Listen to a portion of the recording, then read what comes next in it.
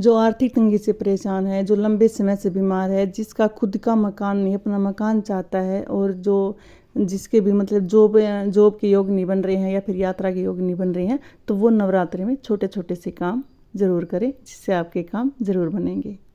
सभी को नवरात्रि की हार्दिक शुभकामनाएं। माता रानी का आशीर्वाद आप पर सदैव बना रहे, और माता रानी आपके घर में धन धान्य और सुख सुविधा की कभी भी कमी नहीं आने देती। भाई माता रानी का आगमन हो रहा है 15 अक्टूबर को, तो सभी अपने घरों को सजा रहे हैं, सभी अपने घरों को भाई अपने माता रानी के स्वागत की सभी अपने घर में तैयारियां कर रहे हैं। हम जब पूजा करते हैं माता रानी की, तो छोटी छोटी गलतियां हमारी पूजा को असफल कर देती हैं, और छोटी छोटी जब ध्यान रखते हैं तो हमारी पूजा को सफल बना देते हैं। और सभी चाहते हैं भी माता रानी 9 दिन में उनके घर उनको भाई आशीर्वाद दे, उनके घर में सुख सुविधा है, जो भी भाई धन धान्य की कमी ना रहे। सभी चाहते हैं भी माता रानी को खुश करना, कि माता रानी खुश हो जाए। तो भाई जैसे हम नवरात्रि करते हैं, हम कोई भी फास्ट करते हैं, तो भी उसमें हमें संकल्प लेना होता है। जैसे वैसे तो भी माता रानी हम पूजा करते हैं तब सबको आशीर्वाद देती है, लेकिन अगर हमें कोई स्पेशल चीज़ चाहिए होती है, जैसे भी कोई घर बनाना चाहता है, कोई लंबे समय से बीमार है, या फिर किसी को यात्रा करने उसका योग नहीं बन रहा है, किसी को भाई जॉब के लिए करना है, तो भी ऐसे कोई आर्थिक तंगी से परेशान है, जब हमें ऐसे किसी स्पेशल चीज़ के लिए करना होता है ना, तो उसके लिए हमें पहले दिन संकल्प लेना होता है।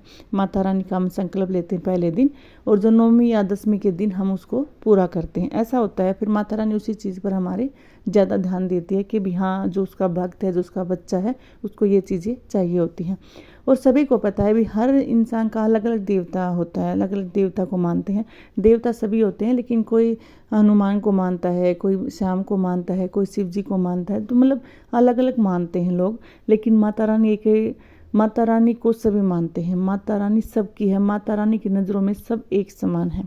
तो माता रानी सभी की है, और जो 9 दिनों में माता रानी हमारे घर में वास करेगी, हम चाहते हैं कि माता रानी हमारे घर में सदैव वास करती रहे। तो उसके लिए हमें थोड़ी तो सावधानियाँ रखनी होती है अपने। उसके लिए करना क्या होता है कि अपने घर की साफ़ सफाई करनी होती है। हमें 9 दिन के लिए भी कोई भी तामसिक चीज़ें नहीं खानी होती। हमें अपने घर के मंदिर में कोई भी टूटी फूटी चीज़ें नहीं रखनी होती हैं। हमें मंदिर की साफ़ सफाई करके, अगर कोई मंदिर की तस्वीर है या कोई धार्मिक किताब जो भी खंडित हो चुकी है, जिसके पन्ने वन्ने भी खराब हो चुके हैं, फट चुके हैं, तो ऐसी चीज़ों को हमें वहाँ से हटा देना चाहिए, और अपनी माता रानी की जो हम चौकी लगाते हैं वहाँ उसको खूब अच्छे से सजा देना चाहिए। ऐसा ही करना होता है, ज़्यादा बड़ा काम नहीं होता। तो हमें जब हम मान लो हमें आर्थिक तंगी है, और हम काफ़ी समय से आर्थिक तंगी से जूझ रहे हैं, और हमारी जो भी काम करने के तरीके हैं, जो हम काम करना चाहते हैं, तो मतलब पैसे का आगमन नहीं हो रहा कहीं से भी। पैसे के आगमन के लिए हमें क्या करना है, नवरात्रों में हमें चांदी का कोई भी चीज़ आप चांदी की ले गए। अगर आप लंबी बीमारी से परेशान हैं, आप आर्थिक तंगी से परेशान हैं, आपका मकान नहीं बन रहा है, आप जॉब के लिए परेशान हैं, तो अगर आपके साथ ऐसा कुछ हो रहा है, तो आप जो ये नवरात्रि करोगे, आप माता के नवरात्रि में आपको संकल्प लेना है। माता के मतलब जो पहला नवरात्र आता है उस दिन आप एक संकल्प ले लेना कि माता भी ऐसे ऐसे मुझे ये इस चीज़ की बहुत ज़रूरत है, और मैं आपकी दिल से पूजा कर रहा हूँ। जैसे भी आपको जो भी बोलना है आप उस दिन बोलिए, और उस दिन आप संकल्प लीजिए कि मुझे ये चीज़ मतलब इस चीज़ के लिए आप मुझे आशीर्वाद दीजिए। तो माता रानी आप पर ज़रूर कृपा करती है, और आप पर अपना आशीर्वाद देती है, और बहुत जल्द आपका वो कार्य भी पूरा होता है।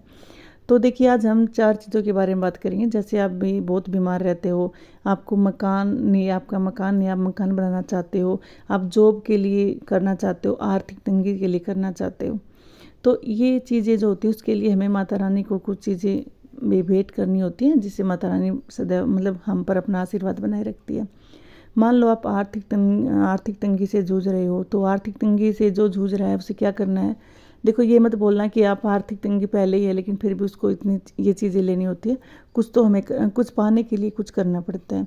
तो हमें कोई भी चांदी की चीज़ ले लेनी है, चाहे आप चांदी का सिक्का ही ले लो। ये नहीं बोलते चांदी की महंगी चीज़ें, ज़्यादा बड़ी चीज़ें लेके आओ, चांदी का सिक्का ले लो। मतलब चांदी की कोई भी चीज़ आप ज़रूर लेकर ना, जो आर्थिक तंगी से जूझ रहा है उसके लिए बता रही हूँ। तो उस चीज़ जो चांदी की चीज़ है उसको आपने क्या करना है कि अपने मंदिर में रख देना है, और माता रानी को जब वो आप रखते हो तो माता रानी से अपने मन की बातें वो बोलनी है। और जब नवरात्रि ख़त्म होते हैं तो उसको क्या करना है कि लाल कपड़े में बांध लेना है उसको, वो 5 चावल के दाने, और उसको जहाँ पर आप पैसे रखते हो उसको वहाँ रख देना। 9 दिन के बाद आप देखोगे ना, धीरे धीरे आपके जो उन्नति के रास्ते हैं, जो कमाई के साधन है, वो धीरे धीरे आपके खुलने शुरू हो जाएंगे और आपके घर में पैसे का आगमन शुरू हो जाएगा। और अगर आप लंबे समय से बीमारी से परेशान हो, आप ठीक ही नहीं हो रहे हो, तो नवरात्रे में किसी भी एक दिन गाय के घी का दीपक जलाना और माता रानी के बीज मंत्र का जाप करना। माता रानी धीरे धीरे आपकी जो बीमारी है उसको ठीक कर देगी।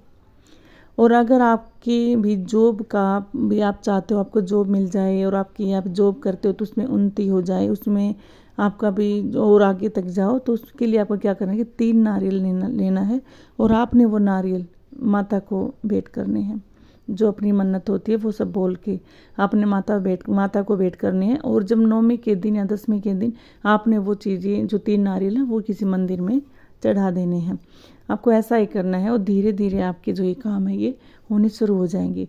और घर के लिए क्या करना है, आप मान लो किराए के मकान में है या आप पुराने मकान में है और आप चाहते हैं आपका घर हो अपना खुद का, तो आपने एक मिट्टी का घर बना लेना है। मिट्टी से आप एक घर बना लेना, और उस घर को पहले नवरात्रि के दिन जब आप संकल्प लेते हैं तो माता रानी को भेंट कर दें। ऐसा करने से, और जब ये काम बन जाए, जब आपका मकान बन जाए खुद का मकान, तो उस जो मिट्टी का है उसको अपने घर में ही रखें, उसको आप मंदिर में ही रखें। आप उसको किसी मंदिर में मत भेंट कर देना, उसको अपने मंदिर में रखें।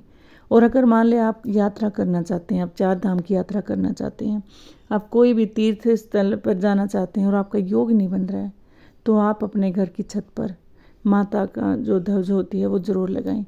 मतलब पहले नवरात्रि पे माता को भेंट करें, और जब 9वीं के दिन या 10वीं के दिन जो भी आपका होता है उस दिन आप अपनी छत पर लगा दें। ऐसा करने से आपके जो योग हैं वो बहुत ही जल्द बनने शुरू हो जाएंगे, और माता रानी आप पर सदैव अपनी जो आशीर्वाद होता है बनाए रखती है।